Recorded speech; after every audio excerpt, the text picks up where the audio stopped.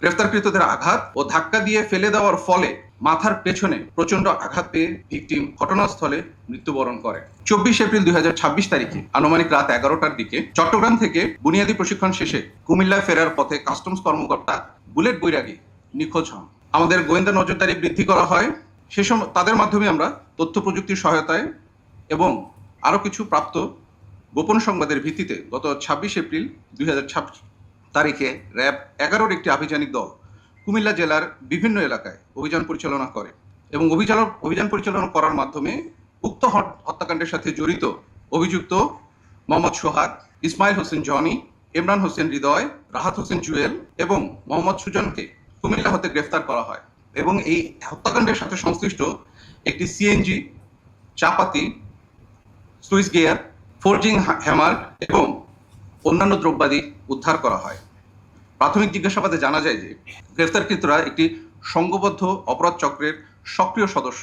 অভিযুক্তরা কুমিল্লা শহরের দূর দূরান্ত থেকে আগত যাত্রীদের রাতের বেলা টার্গেট করে তাদের সিএনজি বা অটোতে তুলে ধারালো অস্ত্রের ভয় দেখিয়ে এবং আঘাত করে ছিনতাই, ডাকাতি সহ বিভিন্ন ধরনের অপরাধ সংগঠন করে আসছিল।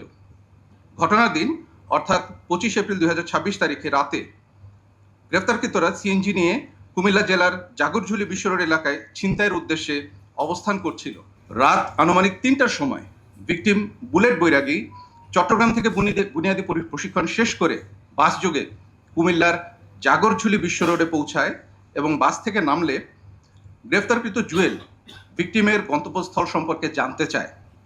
তখন ভিকটিম জাঙ্গালিয়া যাওয়ার কথা বললে সিএনজির পেছনে যাত্রী ছদ্মবেশে থাকা গ্রেফতারকৃত সোহাগ ও হৃদয় ভিকটিমকে তাদের পাশে বসতে বলে।